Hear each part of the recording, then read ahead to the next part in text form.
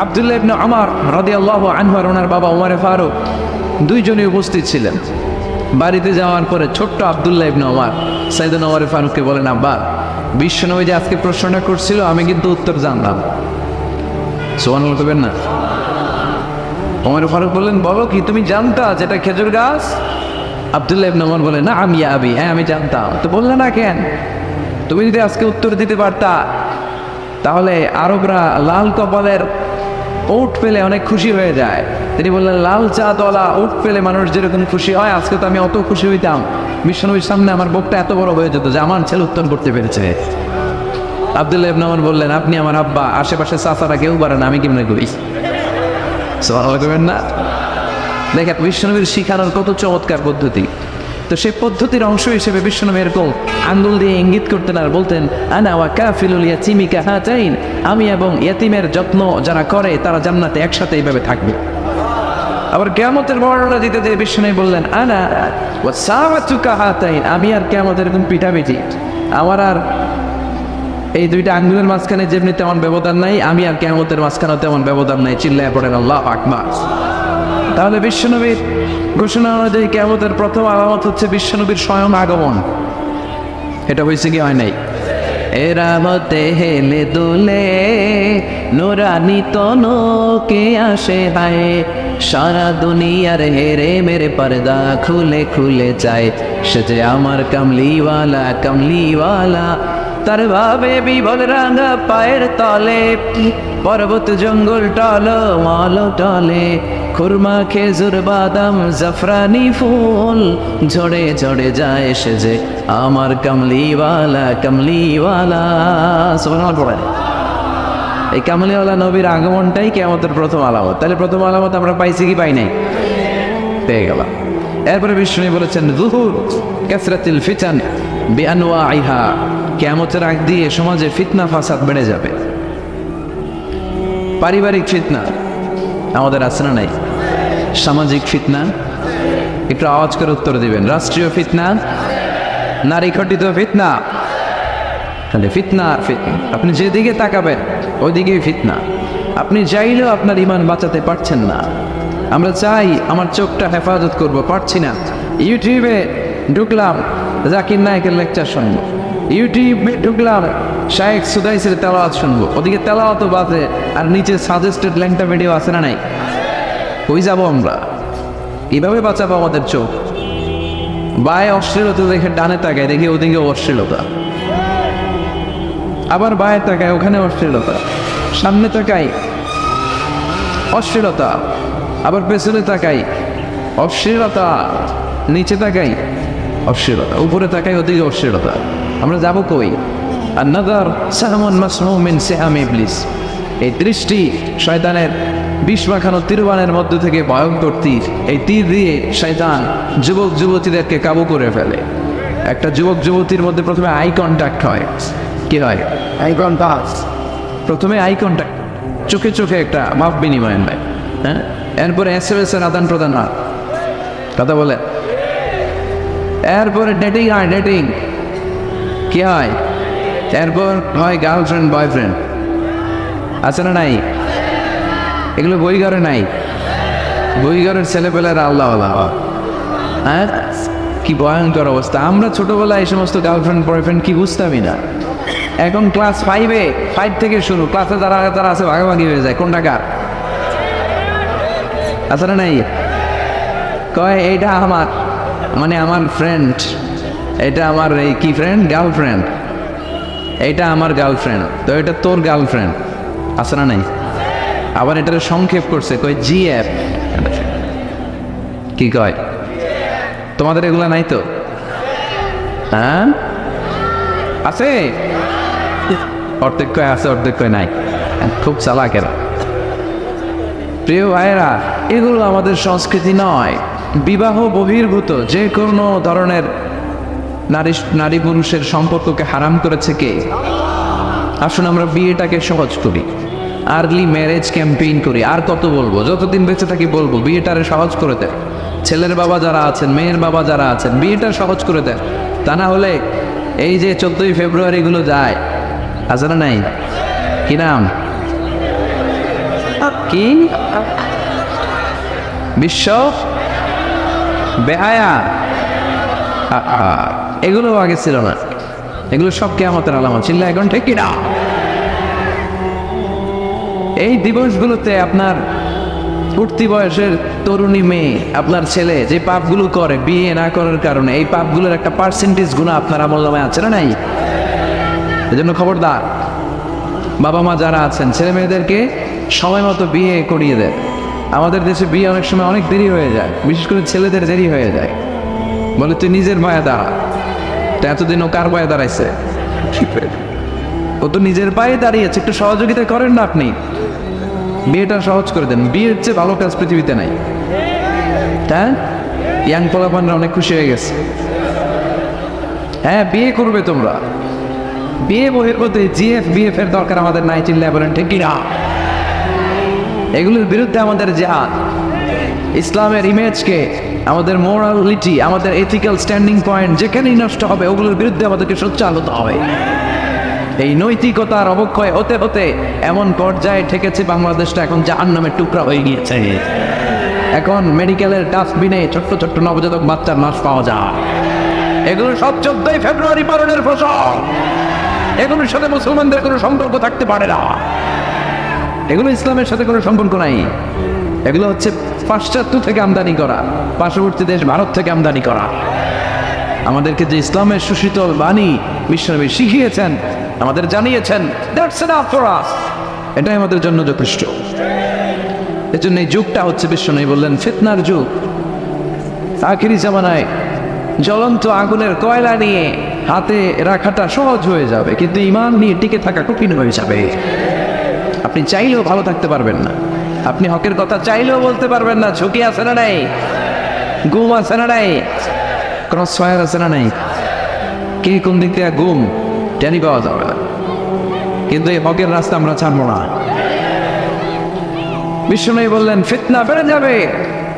আপনি হক হালাল মেনটেন করতে চান কিন্তু পারবেন না। আপনি ঘুষ খাবেন না, কি হবে? টেবিলের নিচ দিয়া ঘুষ, উপর দিয়া ঘুষ, সব জায়গায় ঘুষ। আপনার পাশে যে চাকরি করে সে খায় ঘুষ, ও খায় ঘুষ, নিচের কর্মচারী খায় ঘুষ, উপরের বসও খায় ঘুষ। কথা বলেন, আপনি চাইলেও পারছেন না। এজন্য বিশ্বনবী সবসময় দোয়া করতেন, আল্লাহ এই ফিতনা থেকে আমাদেরকে বাঁচাও। বিশ্বনবী পড়তেন, আল্লাহুম্মা ইন্না নাউযু বিকা মিনাল ফিতান মা যাহারা মিনহা মা বাচান। হে আল্লাহ, প্রকাশ্য অপ্রকাশ্য সব ফিতনা থেকে তুমি আমাদেরকে বাঁচাও। চিল্লায় পড়েন আমিন। আওয়াজ করে আমার সাথে পড়েন, আল্লাহুম্মা ইন্না নাউযু বিকা মিনাল ফিতান মা যাহারা মিনহা ওয়া মা বাতান। এর মানে হচ্ছে, হে আল্লাহ, প্রকাশ্য প্রকাশ্য, দেখা যায় দেখা যায় না, এরকম সব ফিতনা থেকে তুমি আমাদেরকে বাঁচাও। তাহলে এই যে বিশ্বনবী বললেন কিয়ামতের আগে ফিতনা বেড়ে যাবে, এই আলামতটা সমাজে আছে না নাই? আমাদের আশেপাশে ফিতনা আছে না? আচ্ছা, এরপরে বিশ্বনবী বললেন, খুরুজ মুদ্দাঈন নবুওয়া, কিয়ামতের আগ দিয়ে ভণ্ড নবী দাবিদার বেড়ে যাবে। বুখারীর বর্ণনায় বিশ্বনবী বললেন, ততক্ষণ পর্যন্ত কিয়ামত হবে না যতক্ষণ না 30 জন ভণ্ড নবী দাবিদার বেরোবে। ভণ্ড নবী দাবিদার, একটাও নবী না। কুল্লুহুম কাযযাবুন দাজ্জালুন, সবগুলো মিথ্যাবাদী, কাযযাব আর দাজ্জাল। বিশ্ব নবী হচ্ছেন সর্বশেষ নবী। আমার নবীর পরে আর কোনো নবী আসবে? আমার রসুলের পরে আর কোনো রসুল আসবে? এই কথাটা যারা মানবে না তার ঈমান থাকবে। মা কানা মুহাম্মাদুন আবা আহাদিম মির রিজালিকুম ওয়ালাকিন রাসূলুল্লাহি ওয়া খাতামান নাবিয়্যিন। মুহাম্মদ তোমাদের কোনো ছেলেদের পিতা নয়, তিনি হলেন আল্লাহর রাসূল, তিনি হলেন শেষ রাসূল, খাতামান নাবিয়্যিন। সাইয়েদনা আদম থেকে শুরু করে নবী আসার যে ধারাবাহিকতা, এটা বিশ্ব নবীর মাধ্যমে এই চেইনটাকে কাট অফ করে দিয়েছে কে? আমার নবীর পরে কোনো নবী নাই। বিশ্ব নবী বলতেন, লা নাবিয়্যা বা'দি ওয়ালা রাসূল, আমার পরে নবীও নাই, রাসূলও নাই, তবে লাউ কানা বা'দি নাবিয়্যুন লাকানা উমর, আমার পরে যদি কেউ নবী হতো আমার সাহাবী ওমর নবী হয়ে যেত। প্রভু তুমি বলেছ রাসূল দেবে না, বলনি দেবে না ওমর, বলনি দেবে না হামজা তারিক, খালিদ বিজয়ী সমর। প্রভু তুমি বলেছ রাসূল দেবে না, বলনি দেবে না ওমর, বলনি দেবে না হামজা তারিক। খালিদ বিজয়ী সমর, প্রভু তুমি বলেছ রাসূল দেবে না। সুবহানাল্লাহ পড়েন। ওমর ফারুক নবী হয়ে যেত, এমন কোয়ালিটি ছিল। আসাদুহুম ফি আমরিল্লাহি আমার, আল্লাহর আইন বাস্তবায়নের ক্ষেত্রে গোটা বিশ্বের মধ্যে সবচেয়ে শক্ত ছিলেন সাইয়েদনা ওমর। আর এই উম্মতের মধ্যে সবচেয়ে নরম দিলের ছিলেন সাইয়েদনা আবু বকর। আরহামু উম্মতি বি উম্মতি আবু বকর। তিনি যখন নামাজে দাঁড়াতেন, সালাতে দাঁড়াতেন, উনি যখন তেলাওয়াত শুরু করতেন, ওনার কান্নার আওয়াজে তেলাওয়াতের আওয়াজ বোঝা যেত। আর আমাদের নামাজে কান্না আসে, তাই না? নামাজে দাঁড়াইলে সারাদিন যেটা মনে পড়ে না, ওটা নামাজে দাঁড়াইলে মনে পড়ে। আছে না নাই? নামাজেও দাঁড়ায়, আবার বিবিএল কি হইল ওই টেনশন আছে না নাই? নামাজও পড়ে, আবার মাশরাফি কি আউট। এখন তো আবার উনি কি এমপি না, মাননীয় এমপি মাশরাফি। এমপি বললে কেমন যাবে লাগে? শুধু মাশরাফি বলতে ভালো লাগে, কথা ক। তো উনি কি আউট নাকি ছক্কা, এই টেনশনগুলো আছে না নাই? এই তো আমাদের নামাজ। এই নামাজগুলো মিজানের পাল্লায় ওঠালে কোনো ওজন হবে? কথা বলেন। বিশ্বনবী যখন সালাত পড়তেন, বিশ্বনবীর পাগুলো ফুলে টিউমার যেমনি ফুলে থাকে, বিশ্বনবীর পাগুলো ফুলে যেত। তাহাজ্জুদ পড়তে পড়তে দাঁড়িয়ে থাকতে থাকতে হাত দুটো প্যারালাইজড হয়ে যেত, আর নাড়াতে পারে না। এরপরে তিনি হাত ছেড়ে দিতেন প্রশান্তির জন্য। এরপরে হাত ছেড়ে দিয়ে কেরাত পড়তেন, আবার যখন ভালো লাগতো আবার পড়তেন। সুবহানাল্লাহ পড়ে। আলী কারামাল্লাহু ওয়াজহার পায়ের ভেতরে এক যুদ্ধে তীর ঢুকে গেল। এই তীর টেনে বের করা যায় না, তীর টান দিলেই উনি চিৎকার মারে। যখন হয়েছে অনেক ভিতরে, বিশ্বনবী বললেন, আরিক না বিসসালাহ ইয়া বেলাল, আকিমিস সালাহ, বেলাল আজান দাও, নামাজ শুরু করি। নামাজ শুরুর আগে আরেক সাহাবীরে বললেন, আলী যখন জামাতের কাতারে দাঁড়াবে, তুমি নামাজে না দাঁড়িয়ে আলীর পায়ের সামনে যে ওই পায়ের তীরটা টান দিয়ে বের করবা। সুবহানাল্লাহ পড়েন। একামত হলো, বিশ্বনবী সালাত শুরু করলেন। বিশ্বনবীর কথা অনুযায়ী ওই সাহাবী যে আলী কারামাল্লাহু ওয়াজহার পা থেকে টান দিয়ে তীরটা বের করে নিয়ে আসতেন, ফিনকি দিয়ে রক্ত বের হলো, জায়গাটা রক্তে সয়লা, কিন্তু সাইয়েদনা আলী কারামাল্লাহু ওয়াজহার টেরি পায় নাই। সালাত শেষ, উনি দেখেন পায়ের মধ্যে তীর নাই, রক্তের সয়লা, যেখানে দাঁড়ালেন ওখানে খালি রক্ত। বিশ্বনবীর বললেন, ও নবী আমার পায়ের তীর কই? বিশ্বনবী বললেন, আলী রে, আমি জানি তুমি যখন যাই নামাজের জন্য দাঁড়িয়ে যাও, তিন দুনিয়ার হুঁশ তোমার থাকে না। তোমার হৃদয়টা এখানে থাকে না, দেহটা এখানে থাকে। হৃদয়টা চলে যায় আল্লাহর আরশের উপরে। ওনাদেরও নামাজ, আমাদেরও নামাজ। সাহাবারা যখন মরুভূমিতে নামাজ পড়তেন, মরুভূমির পাখিগুলো এসে সাহাবাদের মাথার উপরে বসে যেত। পাখিগুলো মনে করতে গেল মরুভূমির খেজুর গাছটা হবে, কে হবে? কারণ নড়ে চড়ে না তো, আমাদের মতো তো এরকম দাঁড়িয়ে চলতে না, এরকম জামা ঠিক করে না, দাঁড়াইছে তো দাঁড়াইছেই। সুবহানাল্লাহ পড়েন। তো এবাদতে এরকম আন্তরিকতা, একাগ্রতা দরকার আছে না নাই? বিশ্বনবীর পরে কোনো নবী হবে না, কিন্তু বিশ্বনবী বলেন কিয়ামতের আগে এরকম অনেক ভণ্ড নবী দাবিদার বেরোবে। বিশ্বনবীর সময়কালেই এক ভণ্ড নবী দাবিদার বের হয়েছিল, ওর নাম হচ্ছে মুসাইলামাতুল কাযযাব। এসে বলে, মুহাম্মদ আন-নবুওয়া নিসফুন লাকা ওয়া নিসফুন লি, তুমি একা নবী নও, নবুয়ত অর্ধেক তোমার অর্ধেক আমার, আমারটা আমারে বুঝায় দাও। বিষ্ণু বললেন, তোরে বুঝাই দেবো, আনতা লাস্তা মুসাইলামা ফাকাত, আনতা মুসাইলামাতুল কাযযাব।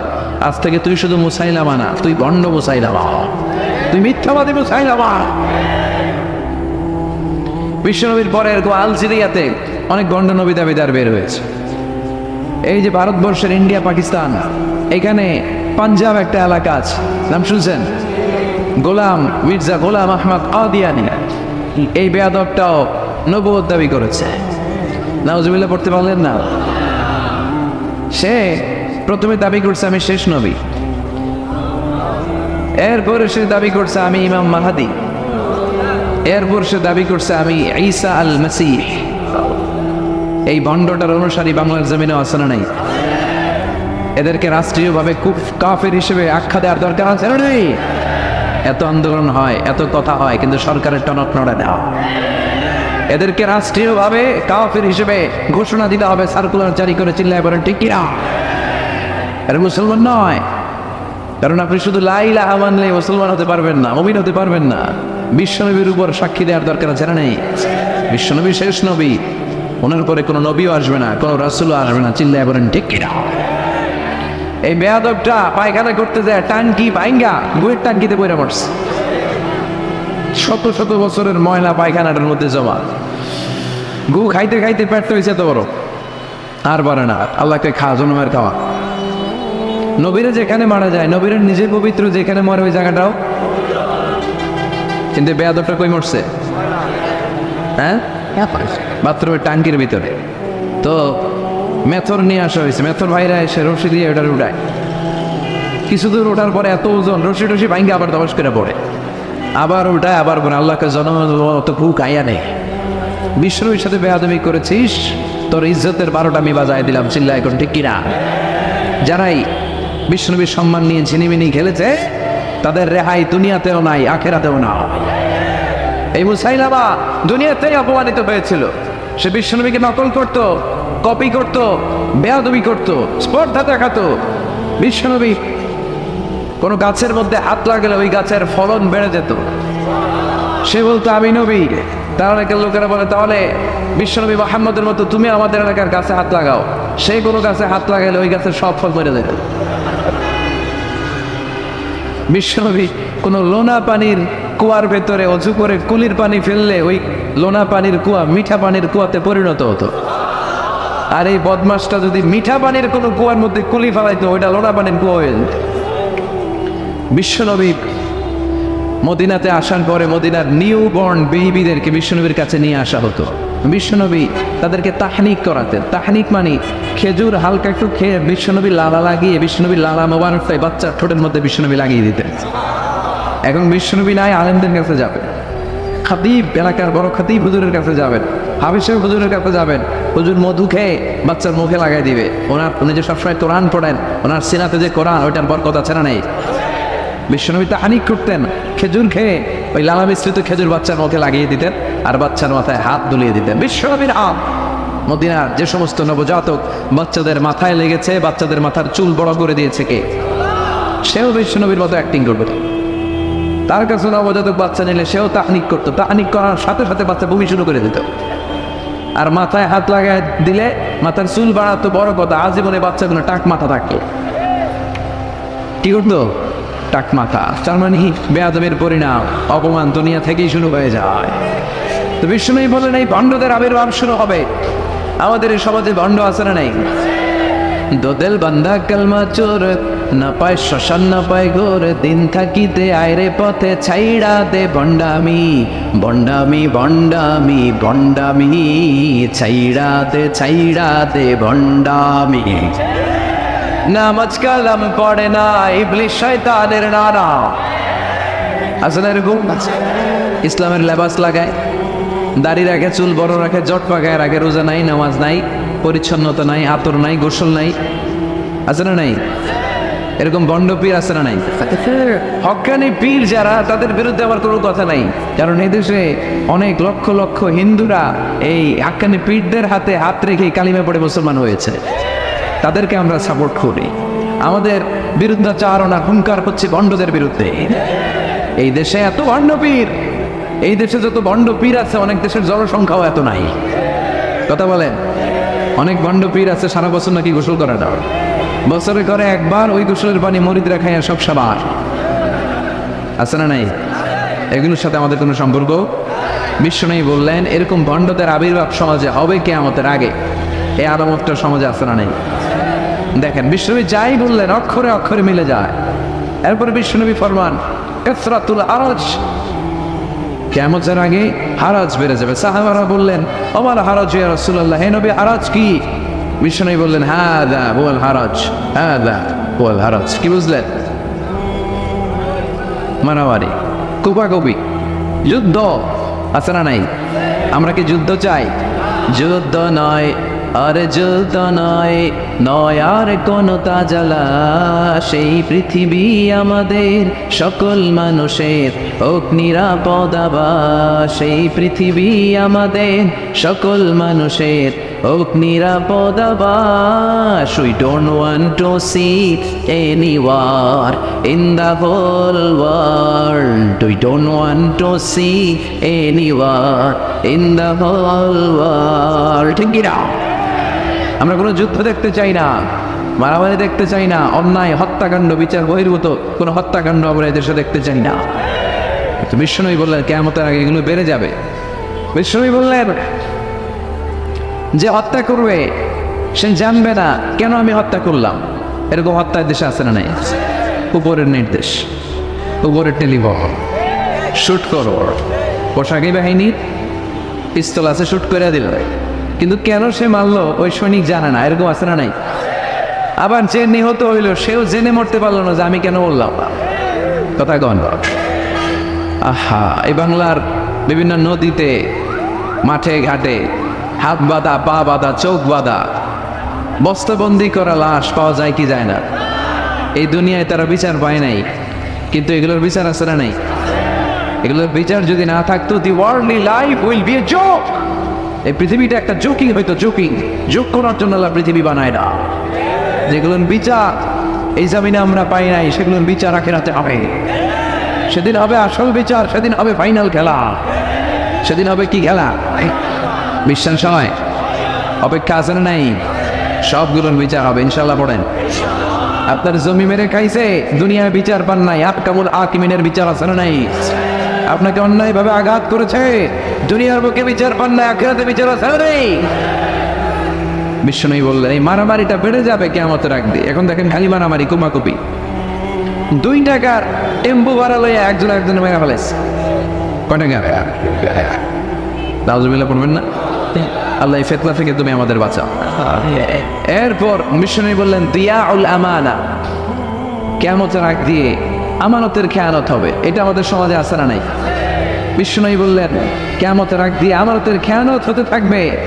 ইদা দুইয়াতিল আমানাতু ফান্তাযিরিস সাআ। সাহাবারা প্রশ্ন ছুড়ে দিলেন, ইয়া রাসূলুল্লাহ মাতা সাআ, কখন কিয়ামত হবে? বিশ্বনবী বললেন ইদা দুইয়াতিল আমানা, যখন আমানতের খেয়ানত হবে তখন কিয়ামত হবে। সাহাবীরা আবার প্রশ্ন ছুড়লেন কাইফা ইদাআতুহা ইয়া রাসূলুল্লাহ, হে নবী আমানতের খেয়ানত কেমন করে হবে?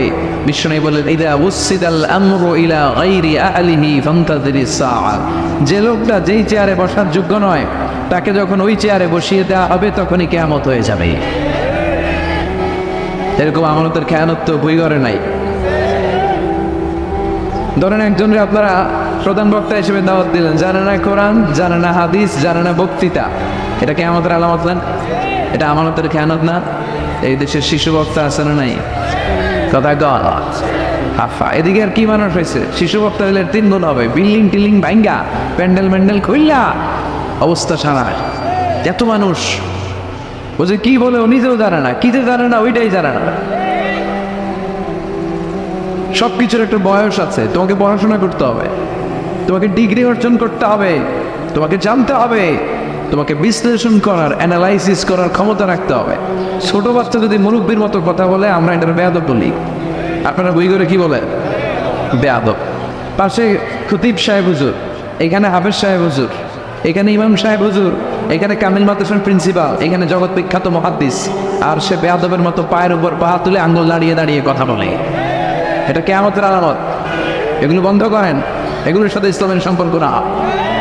যারা কোরআনের কথা জানে, যারা আলেম, তাদেরকে দাওয়াত করেন, জ্ঞান গর্ভ আলোচনা করবে, আপনার জীবনকে উজালা করে দেবে কে? আল্লাহ। কিন্তু লোক জড়ো করার জন্য এগুলো করে।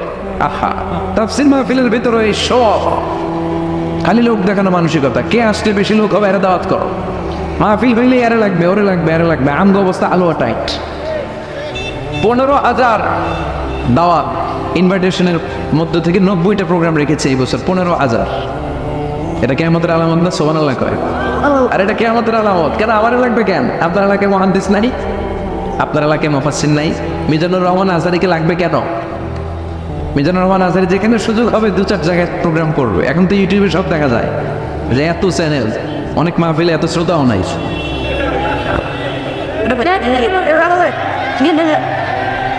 কথা গণ। এখন কোথাও যেতে পারি না। আজকে এয়ারপোর্ট থেকে আসার পথে, এয়ারপোর্ট থেকে বের হইতে লাগতেছে আধা ঘন্টা। লোকজনের দাবি হচ্ছে হুজুর সেলফি তুলবো। সেলফি তোলো, তাও বিভিন্ন অঙ্গভঙ্গি করে, এরকম মুখ বাঁকা করে, এরকম হাত বাঁকা করে। আমি বললাম কি স্টাইল? কয় না গ্যাংনম স্টাইল। আছে না নাই? তো এগুলো লৌকিকতা যেন না হয়। এটা তো দিনের দাওয়াতের একটা সেক্টর, একটা প্ল্যাটফর্ম। এখানে বুইঘরের যিনি সবচেয়ে বড় খতিব সাহেব হুজুর, উনি আসলেই চলবে, বড় আলেম উনি আসলেই চলবে, পাবনা জেলার বড় আলেম পাবনায় কথা বলবে, আর অন্যান্য জেলার যদি সুযোগ হয়। কিন্তু এমনভাবে এটারে আমরা একটা আক্রমণাত্মক জায়গায় নিয়েছি। একটা ডেটের জন্য মানুষ সিআইপি ভিআইপি দিয়ে ট্রাই করে, এটা ঠিক না। এই টেন্ডেন্সি থেকে আমরা যেন বেরিয়ে আসি। আমরা আমাদের দরকার এখলাস। কি দরকার? এখলাসের বড় অভাব। আবার মাহফিলে গেলে আমাদেরকে অনেক ক্রাইটেরিয়া দেয়, বলে হুজুর আপনার কিন্তু আজকে কাঁপাইতে হবে। আমি আসছি কোরআন থেকে কথা বলতে, এখানে কাঁপাকাঁপি হলে তো ভূমিকম্প হয়ে যাবে। কথা বলেন। আবার বলে হুজুর আপনার কিন্তু আজকে জমাই দিয়ে যাইতে হবে। কি করতে হবে? জমাইতে হবে। তো এগুলোর সাথে এখলাসের কোনো সম্পর্ক আছে? আবার বলে হুজুর কেউ যেন না ওঠে, আপনার কিন্তু ধরে রাখতে হবে, মানে আমনা করে সবাইরে ধরে রাখতে হবে, পা ধরে। তো থাকেন, এগুলোর সাথে হেদায়েতের কোনো সম্পর্ক। এজন্যই তো সমাজে হেদায়েত নাই। মাহফিলের পরে মাহফিল হয়, ফজরের নামাজটা ঠিক মতো হয় না। হেদায়েত শূন্য, হেদায়েত নাই, এখলাস নাই। কি উদ্দেশ্যে শুনতেছি এটা যেন খেয়াল করে আমল করতে পারে, এই টেন্ডেন্সিটা নাই। আসলে আমরা একটু থামি, স্টপ, থামেন, অনেক হয়েছে, আর না। ইসলাম কি বলে, কি শিখাতে চায়, কি বোঝাতে চায়, ওইটা বোঝার চেষ্টা করেন, ওইভাবে মানার চেষ্টা করেন। কে কি বললো দেখার দরকার নাই, এত লোক জড়ো হওয়ার দরকার নাই। আজকে যদি চ্যানেল একটাও না থাকতো, 10 জন বসে যদি আমার কথা শুনতো, কোনো সমস্যা আছে? কথা বলেন। এই জন্য হেদায়েতটা সবচেয়ে বেশি জরুরি, এখলাসটা জরুরি, আল্লাহর প্রতি ভয়, আস্থা, ভালোবাসা, এটা বেশি জরুরি। আল্লাহ তুমি এখলাস দিয়ে আমাদের হৃদয়টাকে পূর্ণ করো। তাহলে এই যে লোক যে চেয়ারে বসার যোগ্য না, ওই লোক যদি ওই চেয়ারে বসে, কিয়ামতের আলামত আছে না নাই? চেয়ারম্যান হওয়ার যোগ্যতা যদি না থাকে, যদি চেয়ারম্যান হয়ে যায়, হ্যাঁ, সাইয়্যিদুল কওমি খাদিমুহুম, নেতা হবে তারা যারা মানুষকে খেদমত করবেন। খেদমত করার জন্য 1.5 কোটি টাকা খরচ করে চেয়ারম্যান ইলেকশন করে, 5 কোটি টাকা। এগুলো কেন? এই ট্রেডিশন দেশে আসলো কেন? উনি টাকা খরচ করবে কেন? ওনার চা খাওয়ানো আর সিগারেট খাওয়ানো লাগবে কেন? উনি তো আমাদের খাদেম হওয়ার জন্য আসছে। উনি জনপ্রতিনিধি হয়ে দাঁড়াবে, যাকে আপনারা পছন্দ করবেন ভোট দিবেন না। হাজার হাজার কোটি টাকা, শোডাউন, আছে না নাই? কিয়ামতের আলামত। মসজিদের সভাপতির সাথে মসজিদের কোনো সম্পর্ক নাই, আছে না নাই? সব সভাপতিকে আমি এক পাল্লায় মেপে দিচ্ছি না, বেশিরভাগের এই অবস্থা। ভালো 2-1 আছে, আমি জেনারেলাইজ করছি না। সভাপতি তো হবেন তিনি যার সাথে মসজিদের দরদ বেশি, মায়া বেশি, মসজিদে যায় বেশি, ঠিক না? এখন বছরে ওনারা একবারে খুঁজে পাওয়া যায় না উনি সভাপতি, উনি সেক্রেটারি, উনি ক্যাশিয়ার, আছে না নাই? তার মানে উনি এখানে বসার যোগ্য ছিল না, ওনারে বসানো হয়েছে। যেই লোক যেই চেয়ারে বসার যোগ্য না, তারা যখন ওই চেয়ারে বসিয়ে দেওয়া হবে, পিছনে বলে তখনই কিয়ামত হয়ে যাবে। কিয়ামতের আলামত, আমানতের খেয়ানত, এটা অনেক বড় বিষয়। আমার সম্পদ আছে, এই সম্পদটা আল্লাহর দেয়া আমার কাছে আমানত। আমার শক্তি আছে, এই শক্তি আমানত।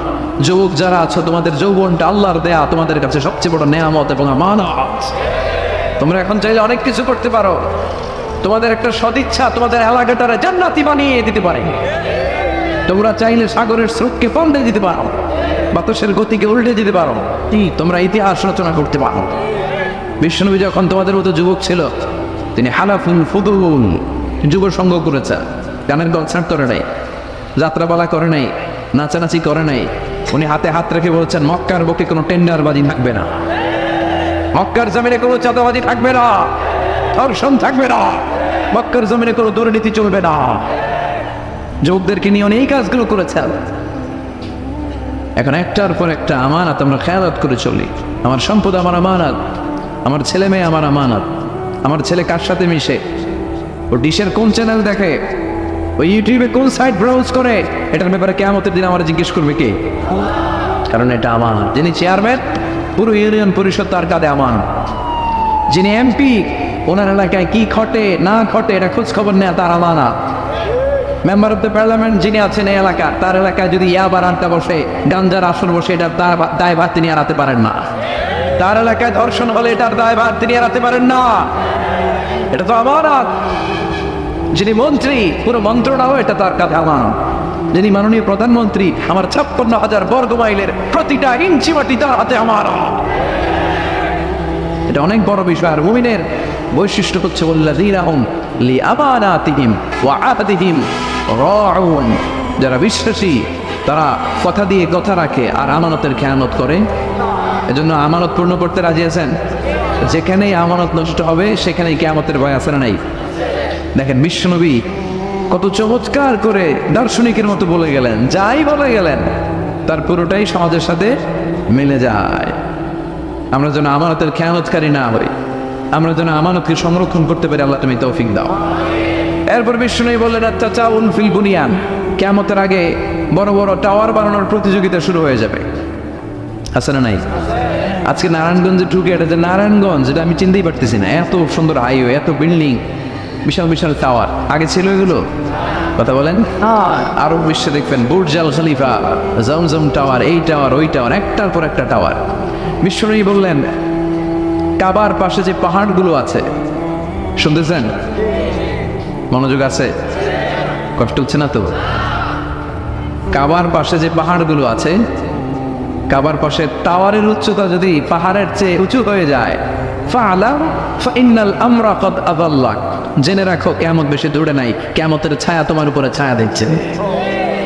এখন মক্কা শহরের পাহাড়ের চেয়ে হাইট বেশি এরকম বিল্ডিং আছে না নাই? কাবা ঘরের পাশেই তো একটা আছে জমজম টাওয়ার, 120 তলা উঁচু। দিবাকরের ক্লক টাওয়ার 120 তলা, বিষয় হলো ঘড়ি লাগানো, এগুলো সব কিয়ামতের আলামত। ওর 5 তলা, আমার লাগবে 10 তলা।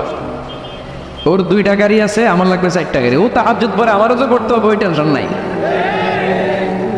ওর মেয়ে হেজাব পরে, আমার মেয়েটারা হেজাব পড়াবো, ওই চিন্তা নাই। ওর ছেলে নামাজি যায়, আমার গামলা খট্টারও নামাজি বানাবো, এই টেনশন করে না। খালি সম্পদ কেমনে বাড়াবে? দুনিয়া বেচিন্তা। এই পৃথিবীটা একটা ধোঁকা।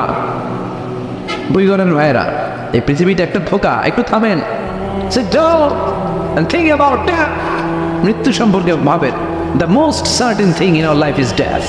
আমাদের জীবনের সবচেয়ে সুনির্দিষ্ট নিশ্চিত বিষয়টা হচ্ছে মরা লাগবেই, চলে যেতে হবে, ঠিক কিনা? কিন্তু এই দুনিয়ার মায়াজালে আটকে পড়ে আমরা আখিরাতকে, মৃত্যুকে বেমালুম ভুলতে বসেছি। বিশ্বনবী বললেন কিয়ামতের আগে মানুষের টেন্ডেন্সি হবে, মানুষ বড় বড় ইয়াতাতাওয়ালুনা feel বুনিয়ান, people will start to compete constructing high rises building in the cities, সহজে বড় বড় টাওয়ার বানানো শুরু করে দেবে। এটা আছে না নাই? এরপর বিশ্বনবী বললেন যুহুরুন নিসা আল কাসিয়াত আল আরিয়াত আল মাইলাত আল মুমিলাত, কিয়ামতের আগে পোশাক পরিহিতা নেকেড উলঙ্গ নারীদের সংখ্যা বেড়ে যাবে। বুইগরে মাশাআল্লাহ সব পর্দা মেনটেন করে, আশা করি। হ্যাঁ, স্থানীয়রা পর্দা করে, আলহামদুলিল্লাহ, আল্লাহ তুমি কবুল করো। কিন্তু গোটা বাংলাদেশের দৃশ্য কি বুইগরের মতো? না, ভয়ঙ্কর। বিশ্বনবী বললেন কাসিয়াত আল আরিয়াত আল মাইলাত আল মুমিলাত, পোশাক পরিহিতা উলঙ্গিনী, মানে বোরকাও পড়বে, বোরকাওয়ালি। তিনি বোরকা পড়েন কিন্তু টাইট ফিটিং বোরকা, আছে না নাই? তো এতে আপনি, আমার মায়েরা, আমার বোনেরা, আমি আপনাদেরকে সবসময় সম্মান দিয়ে কথা বলার চেষ্টা করি, একটু বোঝান। এই যে আপনি টাইট ফিটিংয়ের বোরকাটা পরলেন, এতে লাভটা হলো কি? আপনার দেহের উঁচু নিচু ভাঁজ টের পাওয়া যায়, আপনার সৌন্দর্য প্রকাশ পেয়ে যায়। হেজাব আল্লাহ এমনি এমনি দেয় না, যার সম্মান বেশি ওটার প্যাকেট বেশি। কথা কম। ডায়মন্ডের আংটি ওই রাস্তার মধ্যে বিক্রি করে না, স্বর্ণের আংটি না, ওইটা স্পেশাল মার্কেটে বিক্রি করে। কোনো মার্কেটের সামনে পুলিশ রাইফেল নিয়ে দাঁড়ায় থাকে না, কিন্তু স্বর্ণ মার্কেটের সামনে রাইফেল আছে না নাই? ভিতরে স্পেশাল সিকিউরিটি আছে না নাই? গ্লাস ফিটিং করা, ওইখানে সিকিউরিটি আলাদা, স্পেশাল লকার আছে না নাই? কারণ এটার দাম বেশি, তাই এটার পর্দা বেশি, প্যাকেট বেশি। সুবহানাল্লাহ পড়েন। নারীদেরকে তো ইসলাম মর্যাদা দিয়েছে। বিষ্ণু বলেছেন দুনিয়া কুল্লুহা মাতা ওয়া খায়রু মাতা'আদ দুনিয়াল মারআতুস সালিহা, দুনিয়ার সব বড় সম্পদ, আর এই সব সম্পদের মধ্যে সবচেয়ে দামি সম্পদ হচ্ছে নেককার নারী। এজন্য যুবকদের জন্য আমার প্রথম নসিহত, চোখকে হেফাজত কর। Lower your gauge, lower your eyesight, চোখ নামাও। এটা একটা জেনেটিক ব্যাপার যে একটা প্রাপ্তবয়স্ক যুবক সুন্দরী যুবতীকে দেখলে সে তাকাবে, সে মজা নিতে চাবে। একটা গ্ল্যান্সে একবার তুমি ভুল করে তাকাতে পারো, it's okay, it's fine, but দ্বিতীয়বার আবার মজা নেওয়ার জন্য তাকানো যাবে? এই নজরটা বড্ড ভয়ঙ্কর। আন-নাযার সাহমুন মাসমুমুন মিন সিহামি ইবলিস, এই নজর হচ্ছে শয়তানের তীর মাখানো, বিষ মাখানো তিরুবানের মধ্য থেকে ভয়ঙ্কর একটা তীর। এই তীর দিয়ে শয়তান যুবক এবং যুবতীদেরকে কাবু করে ফেলে। আমরা যেন শয়তানের এই ফাঁদে না পড়ি, ঠিক কিনা? শয়তানের মিশন হচ্ছে আমাদের এই চোখের জিনা করানো। শয়তানের মিশন হচ্ছে আমাদেরকে দিয়ে বাস্তবিক অর্থে জিনা করানো। শয়তানের মিশন হচ্ছে আমাদেরকে উলঙ্গ বানানো, ঠিক কিনা? শয়তান আমাদের আদি পিতা আদি মাতা আদম আর হাওয়া আলাইহিমাস সালামকে বেহেশতের মধ্যে যখন ওনারা দুজনে ছিলেন তাদেরকে উলঙ্গ করেছিল না? কথা বলেন। শয়তানের ওয়াসওয়াসায় নিষিদ্ধ ফল খাওয়ার কারণে তাদের দুইজনের দেহ থেকে জান্নাতের পোশাক খসে পড়তে শুরু করেছে। তো আমাদের আদি পিতা এবং মাতাকে শয়তান যেমনি ধোঁকা দিয়েছে, দুনিয়ার বুকে আমাদেরকেও একই ধোঁকা দেয়। শয়তান চায় আমাদেরকে উলঙ্গ করতে, অশ্লীলতা শিখাতে, পর্নোগ্রাফি দেখাতে। এজন্য শয়তানের এই ফাঁদে যেন আমরা পা না দেই। যুবক ভাইয়া, এই শক্ত সিদ্ধান্ত কি আজকের মাহফিল থেকে নেওয়া যাবে? বিশ্বনবী ওনার মেয়ের জামাতা সাইয়েদনা আলী কাররামাল্লাহু ওয়াজহাহুকে নসিহত করেছেন, ইয়া আলী লা তুকবি'ন নাযরাতান নাযরা, এক নজরের পরে আরেক নজর দিও না। ফাইন্না লাকাল উলা ওয়া লাইসাত লাকাল আখিরা, প্রথম নজর তোমার জন্য ক্ষমা, দ্বিতীয় নজর তোমার জন্য গুনাহ। রাস্তা দিয়ে হেঁটে যাচ্ছ, একজন বেগানা নারীর দিকে চোখ পড়তেই পারে, চোখ নামাও, ইমানের স্বাদ পাবে। হালাওয়াতুল ঈমান কাকে বলে এটা তুমি ফিল করবে। চোখ নামাও, lower your gauge, lower your eyesight. Ali চোখ নামাও, আবার তাকিও না। প্রথমে যে ভুল করে তাকালে এটাকে ক্ষমা করবে কে? আবার নতুন করে তাকালে গুনাহ আছে না নাই? প্রথম নজর ক্ষমা, দ্বিতীয় নজর গুনাহ। অনেকে আবার কৌশল করে, বলে প্রথম নজর যেহেতু ক্ষমা, এক নজরে আধা ঘন্টা। আছে না নাই? কৌশল করতে যাও না। আল্লাহ সব কৌশলের বড় কৌশলী, ঠিক কিনা? ওনার ধরা বড্ড করা। ইন্না বাতশা রাব্বিকা, আল্লাহর পাকড়াও, আল্লাহর পানিশমেন্ট, আল্লাহর ধরা, আল্লাহর শাস্তি বড্ড ডেঞ্জারাস। তিনি সব সময় ধরে না ধরলে ছাড়েন, ধরে ধরে ধরে না ধরলে আল্লাহ নমরুদরে ধরে না, ফেরাউনরে ধরে না, আবু জাহেলরে ধরে না, কারুনরে ধরে না। এখনো অনেককে দেখা যাচ্ছে আল্লাহ ধরে না, কিন্তু যখন ধরবে পালাবার জায়গা পাওয়া যাবে না। এটা সুন্নাতুল্লাহি ফিল আরদ, এই জমিনে আল্লাহর সুন্নাত। আল্লাহ পানিশমেন্ট সব সময় দেয় না, আল্লাহ ছাড় দেয় কিন্তু ছেড়ে দেয় না। আল্লাহ কি দেয়? কি দেয় না? এজন্য নজরের হেফাজত করার দরকার আছে না নেই? সবসময় আল্লাহর কাছে পানাহ চাইতে হবে, আল্লাহ আমরা যেন নজরের হেফাজত করতে পারি, আমরা যেন এই পর্নোগ্রাফি থেকে বেঁচে থাকতে পারি। এই যে যুবক যারা তোমরা, তোমাদের অনেক ফাজিলাত। বিশ্বনবী যখন মক্কাতুল মুকাররমাতে দাওয়াত দেওয়া শুরু করেছেন, যুবকরা বিশ্বনবীর দাওয়াতকে বেশি বেশি অ্যাকসেপ্ট করতে শুরু করেছে। ওয়া শাবুন নাশাআ ফি ইবাদাতিল্লাহ, 7 শ্রেণীর ব্যক্তিকে আল্লাহ তাআলা আরশের নিচে ছায়া দিবেন। এক শ্রেণী হচ্ছে যুবক, যেই যুবক তার যৌবনে আল্লাহর ইবাদত করে। এই সময়টা অনেক দামি সময়, এজন্য তোমাদেরকে মসজিদে যেতে হবে। এখন মসজিদে গেলে মুরব্বীদেরকে পাওয়া যায় প্রথম কাতারে, ঠিক কিনা? এটা ঠিক হবে না। মসজিদে যেতে হবে, জামাতে সালাত আদায় করতে হবে। মাহফিলে যেমনি তোমরা প্রথম কাতারে, এই যে সব ইয়াংস্টার, আজকে মসজিদেও ইয়াংস্টারদেরকে আসতে হবে। আমি ইয়াংস্টারদের পছন্দ করি। ইখলাসের পরিমাণ আমাদের বাড়াতে হবে, আল্লাহর কাছে চাইতে হবে, আল্লাহুম্মা রযুকনা ইখলাস, আল্লাহ তুমি আমাদেরকে ইখলাস দাও, আল্লাহ লৌকিকতা থেকে আমাদেরকে বাঁচাও। বিশ্বনবী বললেন, আমি চলে যাব আর তোমাদের মাঝে যে জিনিসটা সবচেয়ে বেশি আমি ভয় পাই সেটা হচ্ছে আশিরকুল আসগার, ছোট শিরক।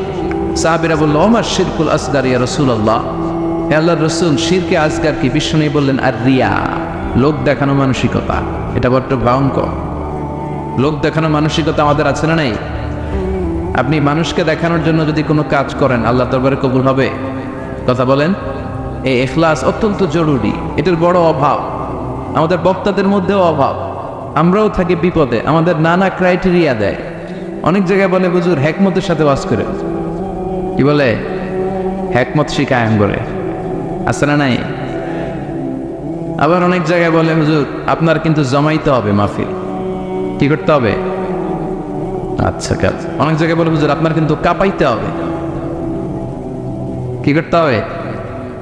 আচ্ছা গেল। এরপর অনেক জায়গায় বলে হুজুর আপনার কিন্তু ধরে রাখতে হবে মাহফিল, কি করতে হবে? তা আমরা কোথাও জামাই, কোথাও কাঁপাই, কোথাও ধরে রাখি, কোথাও হিকমত অবলম্বন করি, ইখলাস নাই। এজন্য আমরা আল্লাহর কাছে কামনা করি, আল্লাহুম্মা রযুকনা ইখলাসা, আল্লাহ তুমি আমাদের হৃদয়ে ইখলাস দাও। ধানশালিক ইসলামী যুব কল্যাণ পরিষদের উদ্যোগে আজকের এই তাফসীরুল কোরআনের প্রোগ্রাম, নবম তাফসীরুল কোরআনের প্রোগ্রাম। আজকে আমরা যে বইটা থেকে কিছু সময় কথা শুনবো ইনশাআল্লাহ, বলেন তো বইটার নাম কি? এই বইটার ভেতরে কোনো ভুল আছে? কেউ প্রমাণ করতে পেরেছে? কিয়ামত পর্যন্ত কেউ কি প্রমাণ করতে পারবে? কারণ এই বইটা নাজিল করেছে কে? যালিকাল কিতাব হুদাল লিল, শুরুতে আল্লাহ অ্যানাউন্স করেছেন, this is the book, the most authentic and original book, the most reliable book in the world, whereof there is no doubt in it and a guidance to those who are muttaqin। এটা এমন বই যে বই কোনো ভুল নাই, কোনো সন্দেহ নাই, মুত্তাকিনদের জন্য গাইডলাইন করে এই বইটারে পাঠিয়েছে কে? এই বইটার আরেকটা বৈশিষ্ট্য হচ্ছে এই বইটা সবকিছুর সলিউশন করে দেয়। A solution methodology, A problem solving methodology. কখনো এই বইটা সমস্যা তৈরি করে না, করে কি? বরং কি করে? সমাধান চাও যদি জীবনে মরণে, ফিরে যাও খোঁজে নাও চোখ রাখো কোরআনে। চোখ রাখবেন কোথায়? না মোবাইলে, এটিএন বাংলার পর্দায়? চোখ কোথায়? সবাই পড়েন, সমাধান চাও যদি জীবনে মরণে, ফিরে যাও খুঁজে নাও চোখ রাখো কোরআনে।